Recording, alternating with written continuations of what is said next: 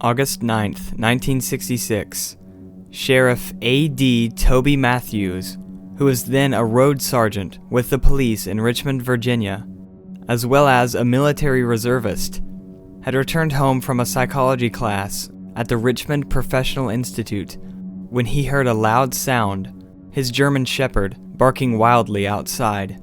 He could tell that his dog was in some kind of real distress and quickly went to investigate. He found his dog barking madly and pulling at its chain as far as possible.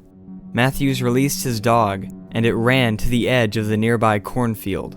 Quote, "I happened to look up, and there was that UFO right above the cornfield. It was just hovering right above the power lines.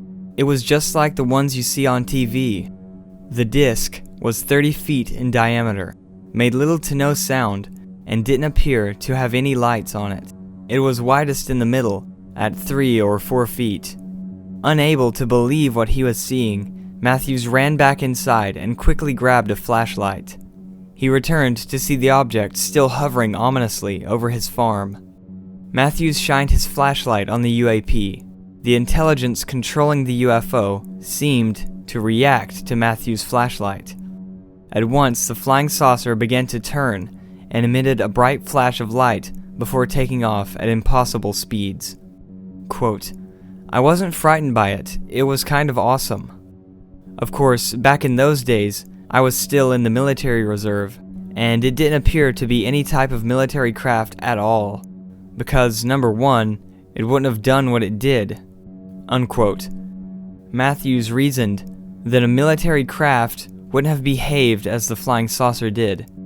After the UFO disappeared, Matthews rechained his dog for the night and went to bed.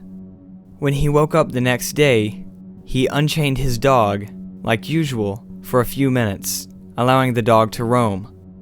Unusually, this time his dog didn't come back. After a while, Matthews began to worry and went to look for him. Ultimately, his effort was fruitless, and he returned home empty-handed. On his way back, he found his dog's chain collar on the side of the road. Matthews probably felt a sinking feeling as he approached his driveway to find his dog lying there, dead. His dog was not there before he went looking for it, as if someone or something planted the deceased canine. Quote, "He didn't have a mark on him, no blood, no singe marks, no nothing. It looked like he almost was sleeping, and whatever killed him, they had taken his chain collar off." Matthews was certain the intelligence behind the UFO phenomenon was responsible for the death of his German Shepherd. Matthews never found any prosaic explanation as to what exactly befell his dog. Quote, "The dog let me know that they were there," Matthews reasoned. A worldwide UFO wave was taking place in 1966, and even locally in Richmond, many others reported close encounters, even other police officers. Quote, "If I live to be 100, I'll never forget it," said former officer William Stevens Jr. in a newspaper published July 21st, 1966, explaining his own close encounter.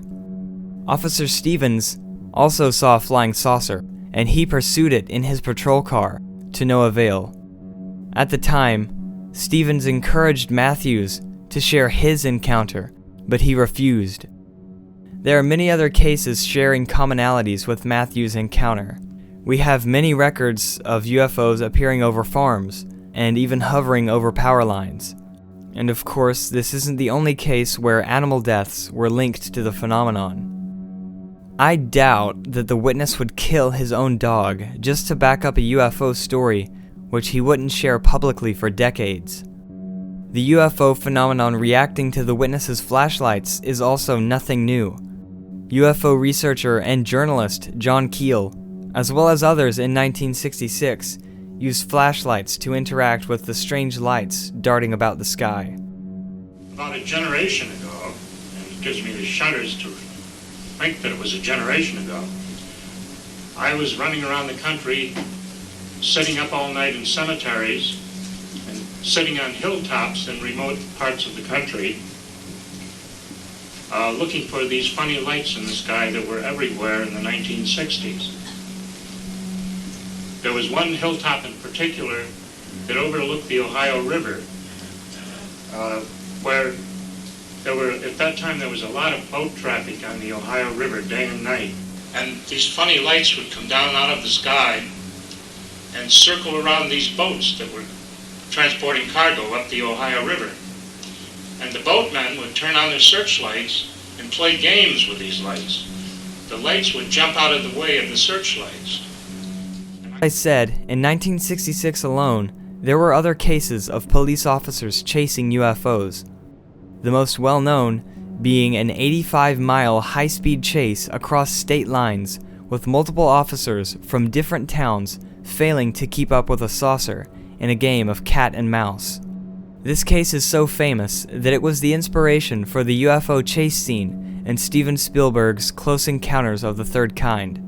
This is likely because Spielberg consulted Dr. J. Allen Hynek, as well as Jacques Vallée for the film.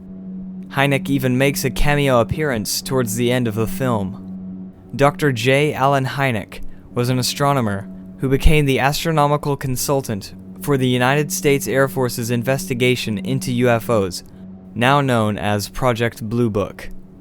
After over 20 years of research and investigations, Hynek experienced a gradual metamorphosis from being a total skeptic to accepting that some UFOs are true unknowns controlled by a non-human intelligence after seeing the overwhelming evidence and witnessing the US government's UFO cover-up with his own eyes.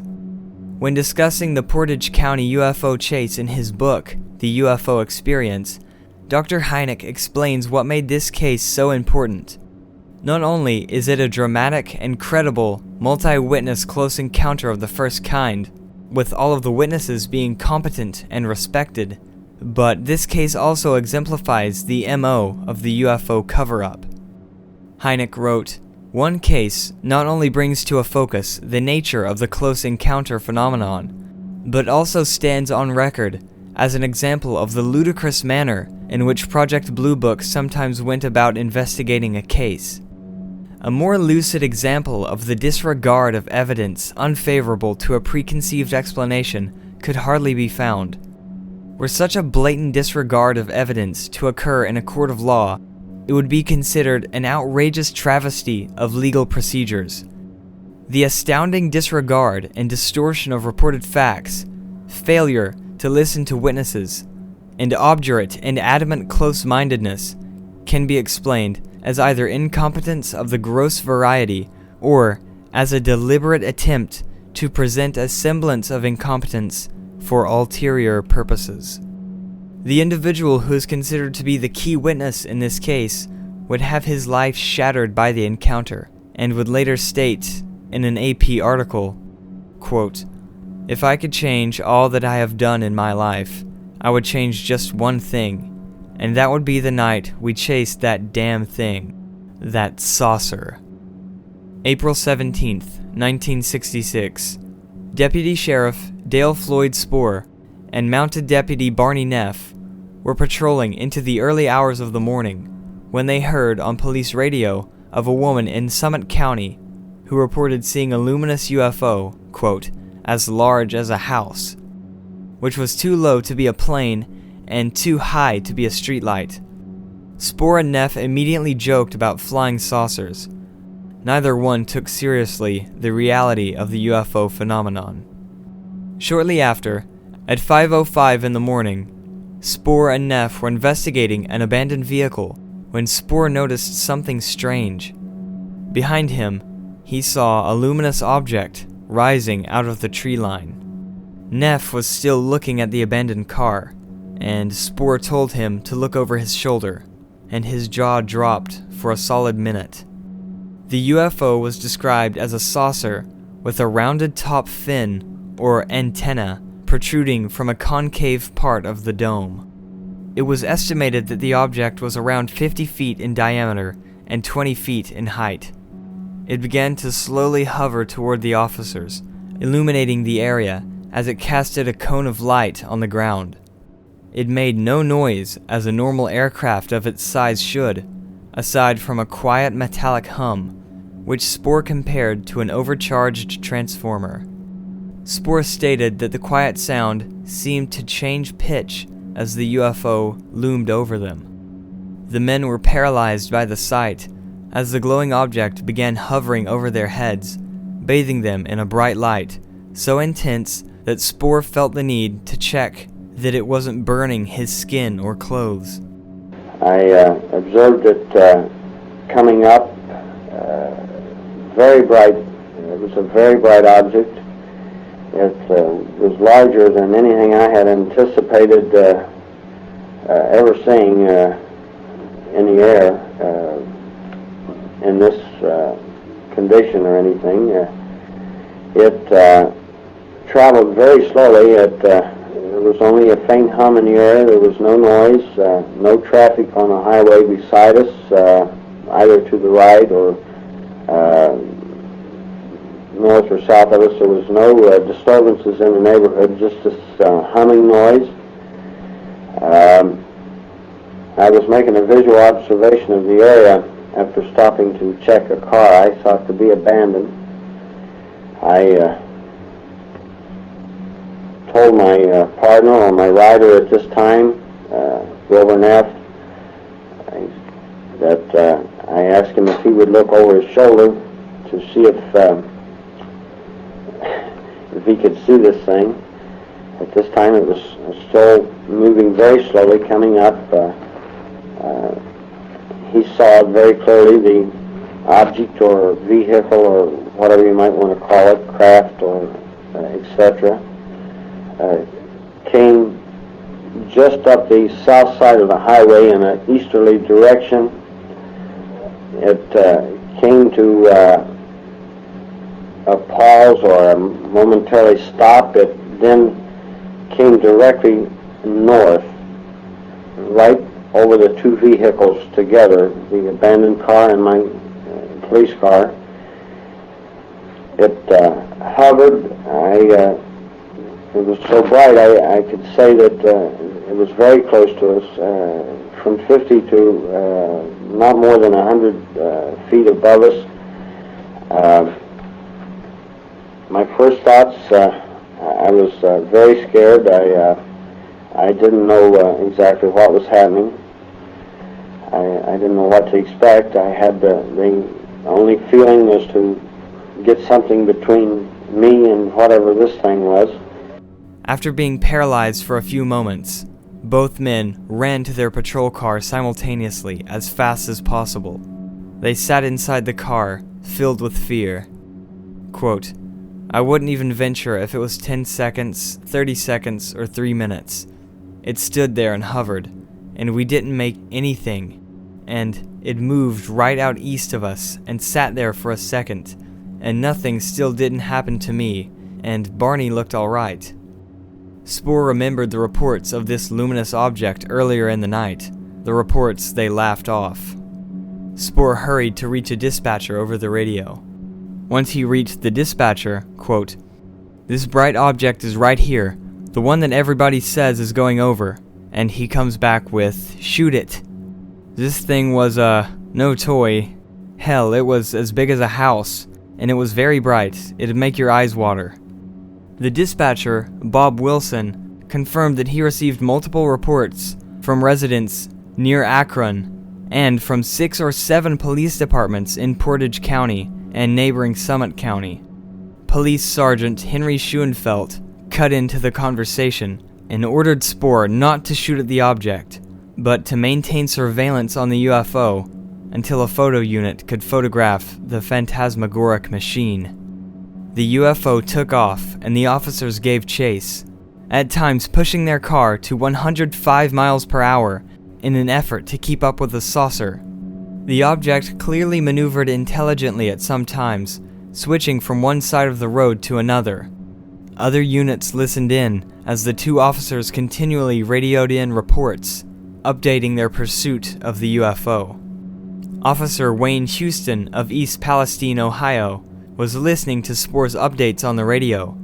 He contacted Spaur and coordinated with him. Houston waited for Spaur, and when he saw the UFO pass by, followed by Spaur and Neff.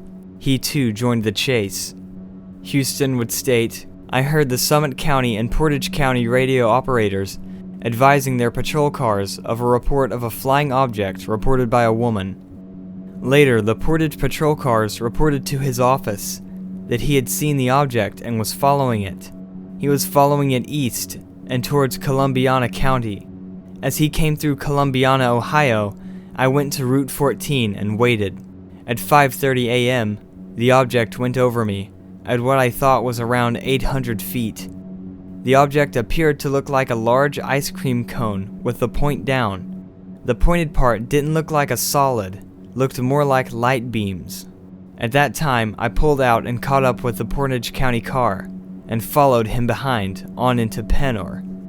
The object was traveling at speeds 85 to 105 ground speed. At the entrance to Brady Run Park, we lost sight of it. We went on into Bridgeport, and then we saw it again." Unquote. As they continued to chase the UFO, which seemed to be eerily toying with them, they crossed the border into Pennsylvania. By 6 a.m., the saucer led them to Conway, Pennsylvania, and Spaur's car was running out of gas, and his tires were now worn out from the game of cat and mouse. He pulled over to the Conway Hotel and saw another police officer, Frank Penzanella, who was already watching the object. Not only was Penzanella geographically independent from our original witnesses, but they had never met previously, and Penzanella wasn't even on the same communications frequency as the other three officers, and as such, he was totally unaware of the earlier reports from civilian and police sources, nor was he aware of the ongoing reports from Spaur, Neff, and Houston as they pursued the anomaly. Penzanella was drinking coffee when he first saw the strange object over a shopping mall parking lot. His first thought was, "I'm gonna pretend I didn't see this. No one will believe me." He was staring at the object for 10 minutes before the other three officers arrived. Penzanella admitted he would have kept the sighting to himself if no one else saw it. Spaur was worried the UFO would escape, but to everyone's amazement, the UFO stopped, seemingly waiting to continue their game. Penzanella stated, "The object was the shape of half a football, very bright, and about 25 to 35 feet in diameter." Soon after, the object quickly rose vertically thousands of feet and stopped. Penzanella called the radio operator and told him to warn the Pittsburgh airport.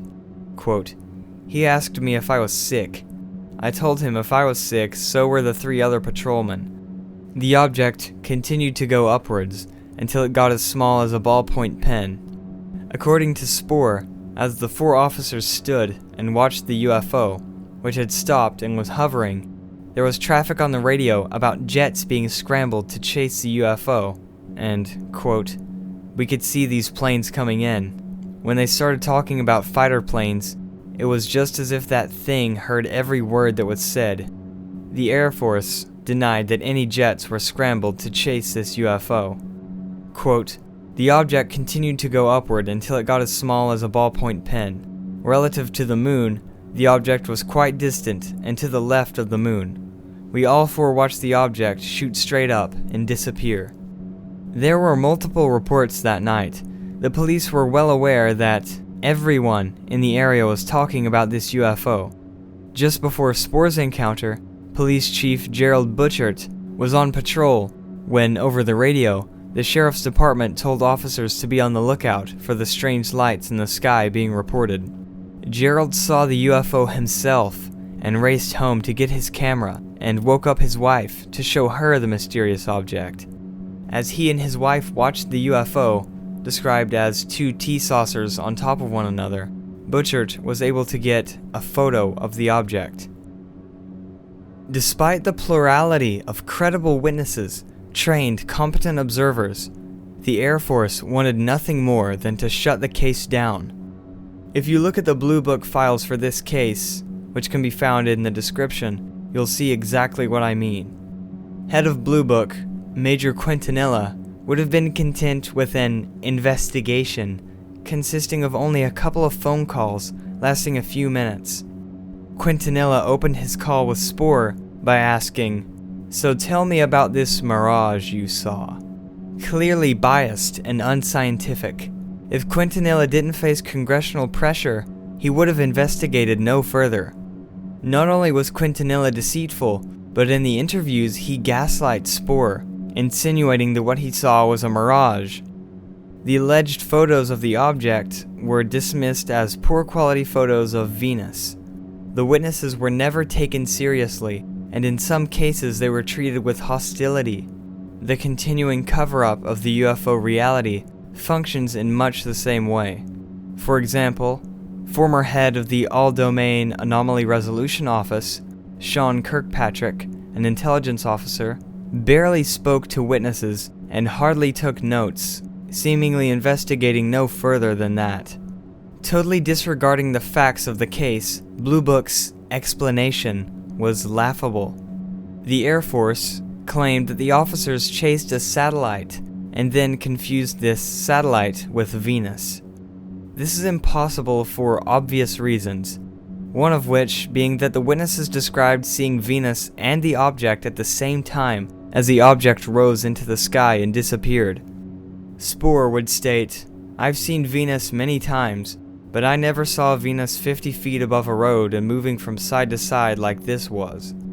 Dr. Hynek was particularly embarrassed by this case because Blue Book was not to make any astronomical interpretation of a sighting without the agreeance of Hynek.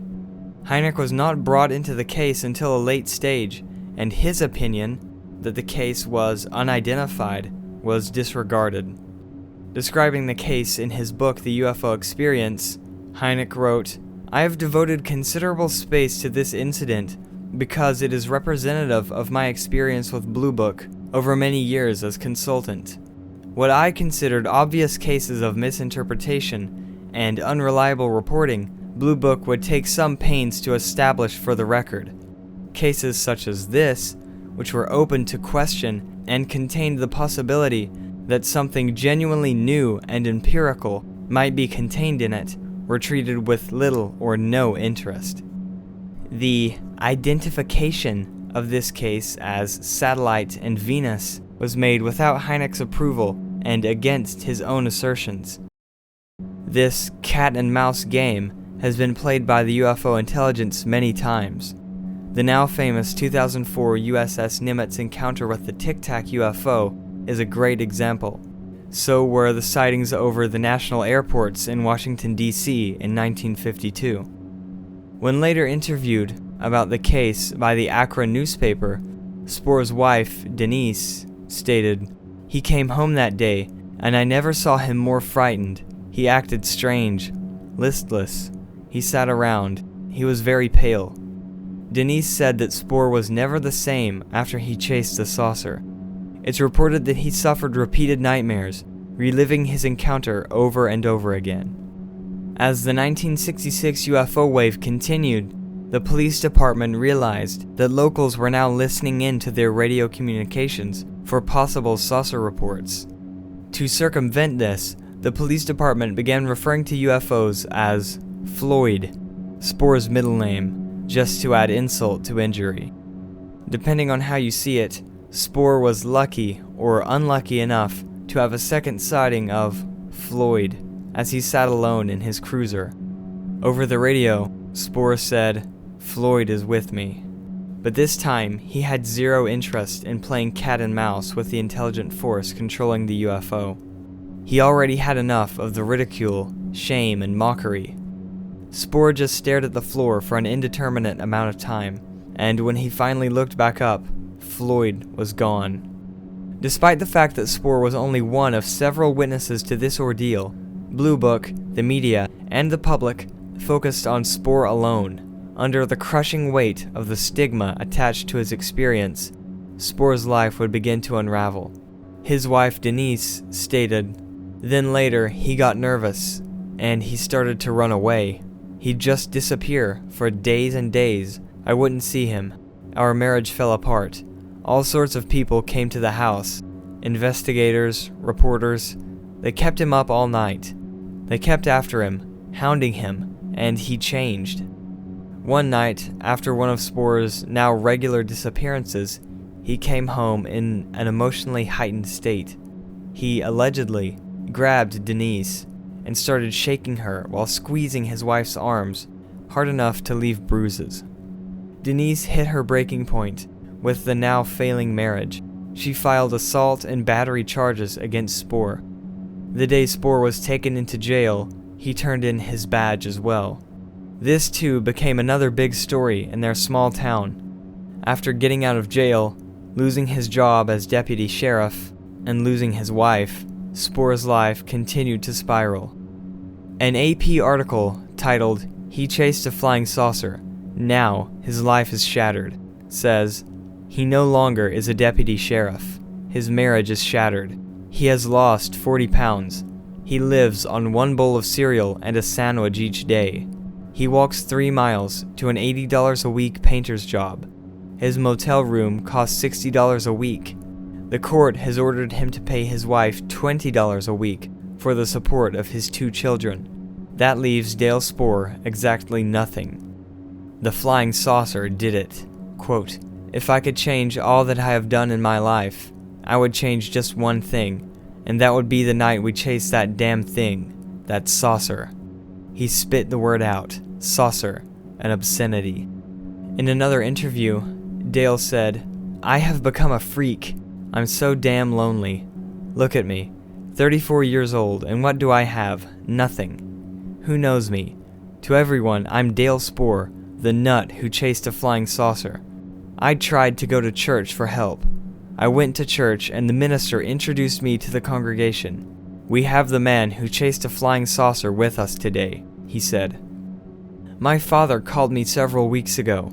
A long time ago we had a fight. I hadn't heard from him for years. Then he calls me. Do you think he called to ask how I was? To say, 'I love you, son'? To see if I wanted to go fishing or something? Hell no.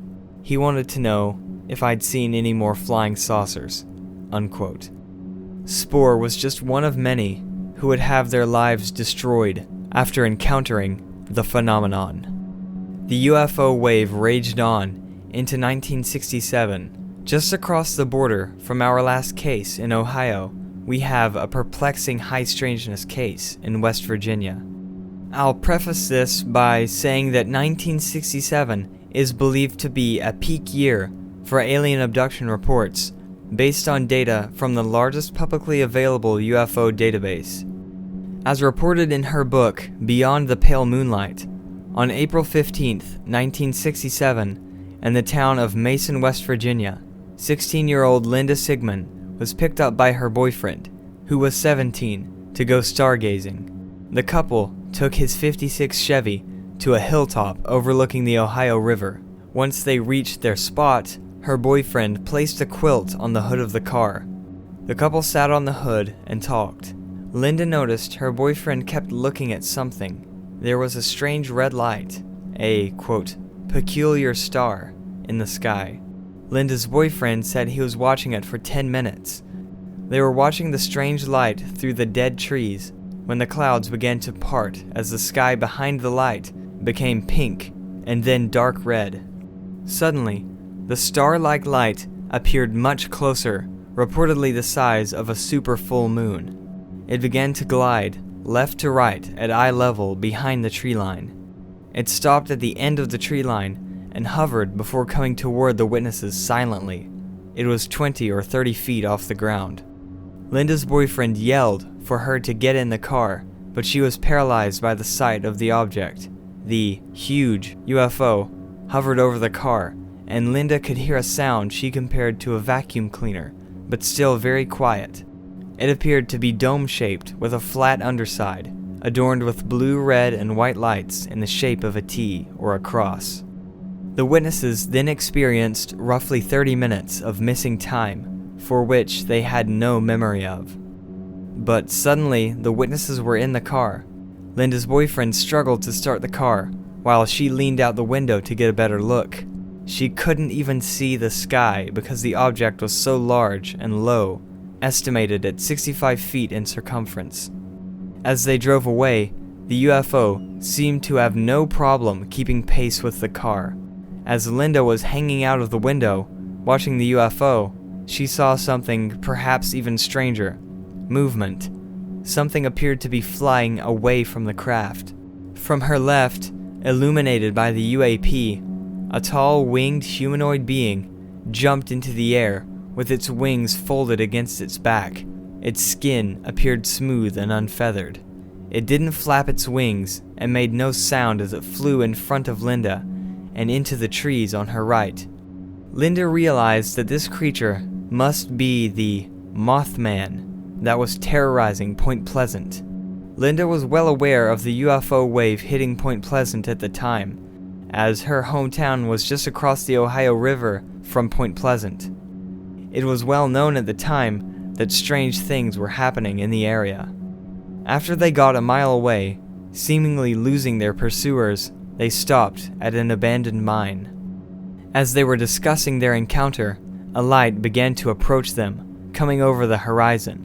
They first assumed it must be the moon, or maybe someone's headlights, but as it crested the hill, they saw that this too was out of the ordinary.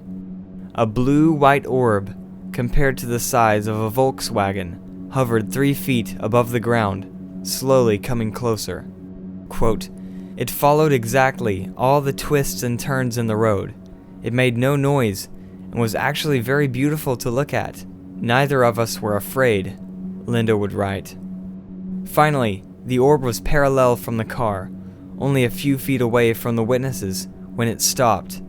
They had the odd but distinct sense that the orb was somehow alive. They felt that they were in the presence of an entity that may have been searching for them. Quote, "I still remember how it felt to be in its presence, like it was something alive, perhaps another alien or entity. After a few seconds, the orb hovered toward the car and over the roof. The witnesses took cover in the car as little as they could, as the inside of the car was bathed in light. After a moment, the light vanished, and they both got out of the car. The UFO was gone. The couple felt strange and exhausted and decided to go home. Both of the witnesses agreed that they had the feeling that their brains were, quote, picked, violated. When Linda got home, her father ran towards her and excitedly told her that he and her mother just saw a UFO. As Linda's parents were sitting on their porch facing the Ohio River, they saw a small white ball-like UFO come over the hill next to the local high school before turning and flying down the river, making no sound. In total, 4 other witnesses saw this UFO. Linda's neighbors were experiencing sightings at 3 a.m. every morning for 2 weeks. They claimed that they could, quote, set their clocks by them. UFO researcher John Keel, who was investigating the area around Point Pleasant as a microcosm of the UFO phenomenon, was well aware of the sightings over the Ohio River. He went to investigate himself, and he too saw these UFOs and even interacted with them. The lights would jump out of the way of the searchlights, and I was sitting on my hilltop watching these games going on. So, of course, eventually the lights came over to the hilltop where I was sitting. And I had a very powerful flashlight at that time. It had 6 cells in it. It was a long flashlight. It would shine for about a mile. And I would flash this flashlight at these funny lights, and they would jump out of the way of my flashlight. So it occurred to me to use Morse code and see if I could give them some commands, like descend, or go left, or go right. And so I'd flash in Morse code at these lights, and they would do whatever I ordered them to do. In 2017, Linda would reach out to the Roundtown UFO Society and later visit a licensed hypnotherapist to attempt to recover the memories from her period of missing time. After her session, the hypnotist felt that she still had more memories to uncover and suggested that Linda should come back for another session, but Linda has not done so as of this recording. Once regressed, Linda remembered sitting on the quilt on the hood of the car with her boyfriend, staring up at the monolithic UFO. He jumped, causing the quilt to slip, throwing Linda to the ground. The heat from the hood of the car burned her leg. She looked around for her boyfriend and saw 2 huge feet. She looked up and saw a 9-foot-tall, bipedal creature with smooth jet-black skin and bat-like wings. Mothman stood before her, illuminated by the light of the saucer. This entity picked up Linda and walked over to the driver's side door where her boyfriend was. The winged humanoid pulled the young man out of the car, placed Linda inside, and she crawled into the passenger seat. The being then put her boyfriend back into the car and slammed the door. Linda remembers watching the Mothman fly away, land, and turn around as the large UFO still loomed over their car. Linda believes that she always had a gift for what most would call PSI, but after this encounter, her abilities, in her estimation, expanded rapidly. The entirety of Linda's hypnotic regression can be found in the description. I will leave you all with a clip from Linda's regression. I want to get in the car and I can't get up. I'm on the coil, I can't get up. Why not? I can't move. And where's your boyfriend at the second week? I don't know. And it's coming. It's coming towards the car. It's coming over the car. And you'll be able to talk and keep breathing. What are you seeing? It's over the car. Yeah, over the car. You still on the ground, can't get up? So then, he's starting to drive out of there. Is that correct? No, not yet. Car won't start. Ah. It won't start. I'm so mad at him for leaving me. And what do you do while the car won't start? I'm on the driver's side and I look out to see what it is. And she's out there and all I can see is the underneath of the object. What does the underneath of it look like?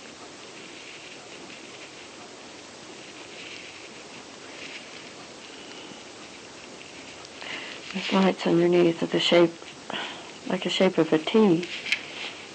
There's red and blue lights. Does the car still not start?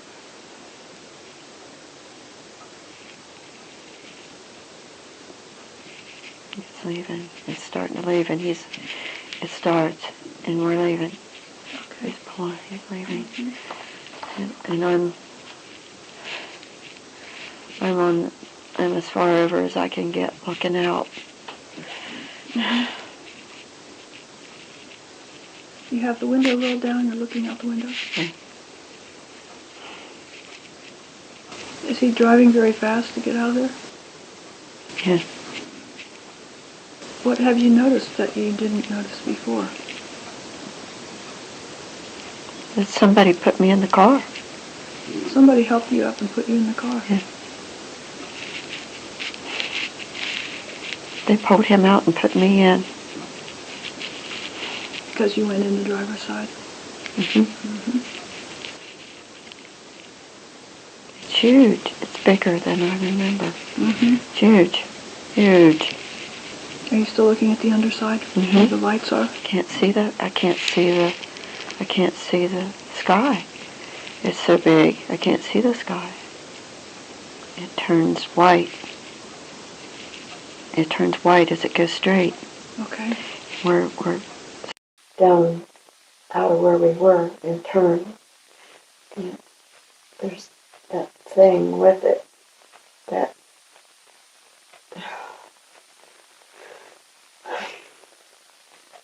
What's the thing with it?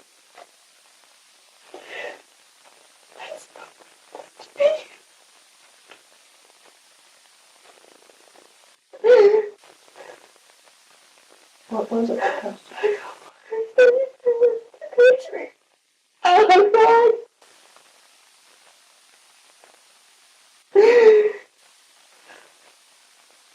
he even talk.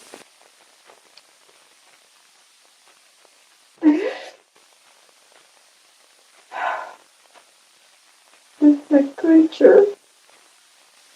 Can you tell me anything about the creature? Black. Black.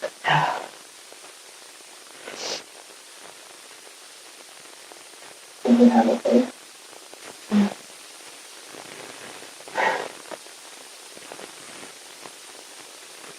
Is this what helped you up?